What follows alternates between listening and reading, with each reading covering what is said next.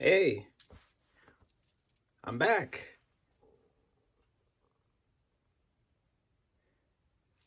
I don't know what else to say.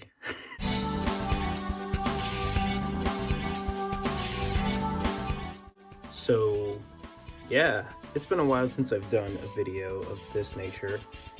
Allow me to update you guys on my life. Last time I said I graduated from college and I was about to start my new job. Happy to tell you all that I am still at that job. And yeah, it's going well, learning a lot of new things. And yeah, the job is going really well. But obviously, you did not come here for me to talk to you about my life. You came here for me to talk to you about fighting games. So, what do I want to talk about? So, a lot of you may be wondering why I am into fighting games. You might be playing fighting games and you are trying to find a reason why you want to continue to play fighting games, and you can't pinpoint what it is. Some days you love fighting games, some days you don't. And usually on the days where you don't love fighting games is the days you are on a losing streak. And trust me, I've been there multiple times. So in this video, I'm going to talk about why I got into fighting games, which you probably already know from the previous video, but I'm gonna give the same answer, but just summarize it a little bit. Then after I do that, I'm going to give you my real reason as to why I continue to play fighting games, despite some factors that come into play when it comes to fighting games. In addition to me saying all that, I'm also going to go over how you can get over a wall that you might run into in fighting games. What I mean by that is you may be playing a fighting game where you may run into a wall, which means you don't know how to improve. Now, that's a very, common topic. It's more common than you expect because I went through that as well. So don't worry, this video will cover some of that, and I'll give my personal opinions on how to combat any walls that you might run into when it comes to your skill level. So to begin, let's talk about how I got into fighting games. As you know from the last video, I got into fighting games because I grew up with them, more or less. I started with Capcom versus SNK 2. That's how I got exposed to the fighting game genre. Then when Tekken 4 was out already, I was already born by then, and that's the game I actually started playing with my dad and my uncle. My dad and my uncle got me into fighting games as a child, but I got into the competitive nature of fighting games in around 2018 when Dragon Ball FighterZ was already released. From that point on, I started going through some fighting games, such as revisiting Tekken 7. Then fast forward to 2020, that's when I got into Street Fighter, mainly Street Fighter 5, but I also got into the classic titles as well. And from that point on, I started getting more and more interested in Street Fighter / Dragon Ball FighterZ. And fast forward to today, I am now mainly a Street Fighter player, more specifically a Street Fighter 6 player. And I wouldn't have it any other way. I actually like being a Street Fighter 6 player, and I love Street Fighter 6. By the way, go buy Street Fighter 6. It's a pretty nice game. It's pretty cool. It's pretty expensive if you're trying to buy like costumes or stuff like that. That's something that Capcom needs to work out for some reason. I'll probably do another video on that, probably discussing that. But yeah, DLC is kind of expensive, Capcom. So now that I've gone over how I got into fighting games, what is making me continue to play fighting games? The answer is pretty simple. I just like fighting games, okay? No matter how much I can hate fighting games, I always find a way back to them. I don't know, it's something that's become a part of me. When it comes to gaming, it's something that's become a big part of my life. So as you guys know, fighting games, when it comes to a competitive level, they're not for the faint of heart. Not to act like I'm a gatekeeper anyway, but fighting games, depending on which one you play, can be pretty hard to get into, especially when it comes to learning your first fighting game. I remember actively learning Dragon Ball FighterZ as my first serious fighting game, and that was, I will admit, that was hard because I never knew the fighting game stuff, like the fighting game terminology and fighting game lingo. such as like cancels, super dash, and neutral games, all that stuff. Oki, I didn't know any of that stuff. Now I do, but back then I was having a hard time. But once I finally learned and once I finally got accustomed to the terminology and how fighting games work on a general basis, I happened to like them a lot and I got a little comfortable over time. But of course, as with anything in life, people hit a wall. So let me tell you about the time where I hit a wall. The moment I hit a wall, I'll go over the most recent experience of when I hit a wall in terms of fighting games. It was actually Street Fighter 6. I had just gotten Ryu to Diamond 5. The next day, I decided to play ranked again. And I don't know what it was, but I was on the biggest loss streak of my life. I went from Diamond 5 to Diamond 3 and almost demoting to Diamond 2. At that moment, I'm like, I don't know what to do anymore. What is going on? What is happening right now? I thought I was improving and now I'm being shut down by everything. And I did not know.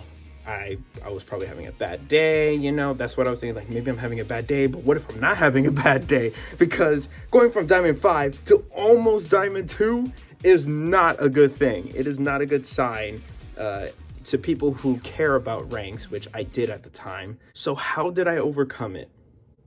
I kept playing.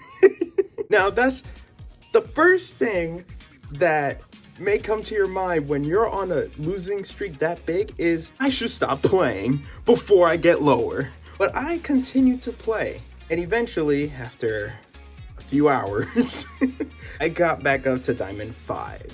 So why did I continue playing? I could have easily stopped playing altogether, probably even uninstalled the game. So why did I keep playing? It was because of Maximilian, dude. Now, that might be an interesting answer at first. In case you don't know who Maximilian Dude is, he is a fighting game veteran, enthusiast, former competitor. He's also a big part of the fighting game community. So how did Maximilian Dude cause me to continue playing Street Fighter 6 and get my ranks back and eventually get to master? The answer is simple. So to give a little background information, Maximilian Dude has this video series called Real Talk. Real Talk is basically where Max discusses certain topics in fighting games, which may involve giving pieces of advice on how to improve on fighting games, sparking up a dialogue on certain controversies that are in the fighting game community. And it doesn't even have to be fighting games. It can also be other games that he's passionate about, such as Final Fantasy VII. In one of his videos, he talked about how losing is very important in fighting games, how losing should be very important to you as a player if you want to improve. Now, this was exemplified in one of his live streams where he was playing Killer Instinct. He was playing against this player who was bodying him, and despite losing so many matches to the same guy, he continued to play. He wasn't focused on just winning, he was focused on learning. And it seemed that he learned more from playing this guy, whether or not he lost.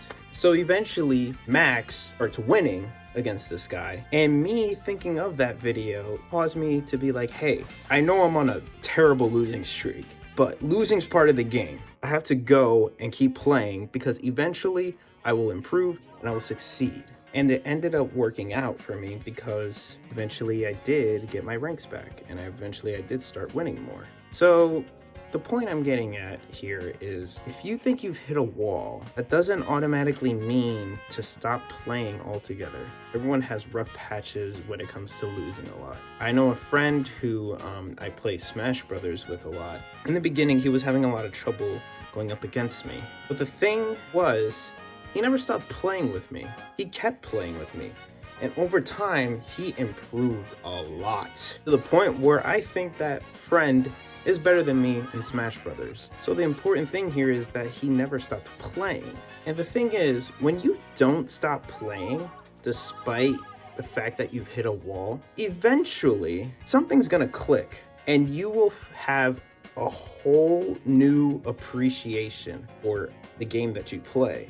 So here's the thing, if I stopped playing Street Fighter 6, I would have never found a new way to appreciate the game. So to summarize, if you think you've hit a wall in a fighting game, don't stop playing. Keep playing, keep practicing.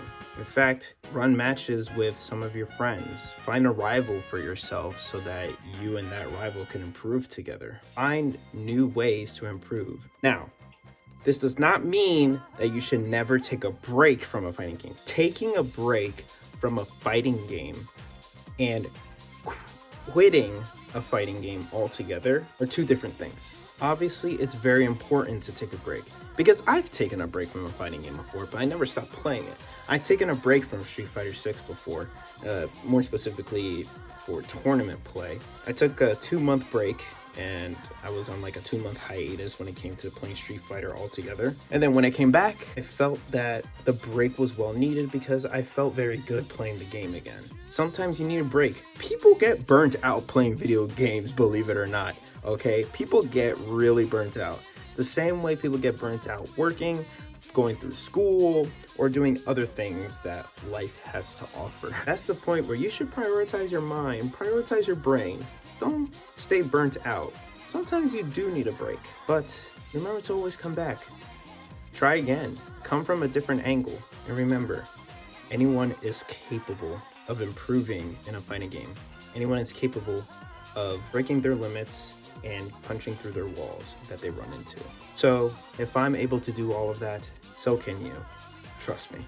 And that about wraps up this video. I hope you guys understand where I'm coming from. I hope you guys understand my perspective on a topic like this when it comes to feeling burnt out on a fighting game or running into a wall in a fighting game. And trust me, I do plan on making more of these videos at some point. I just don't have a schedule. I don't want to run on a schedule because then I feel obligated to upload and I feel like I'm doing a chore. I don't want to feel like I'm doing a chore when it comes to uploading these kinds of videos on my YouTube channel. And as always, guys, if you did like this video, be sure to like, comment, and subscribe. This is Kevin. I'm signing off. See you guys later.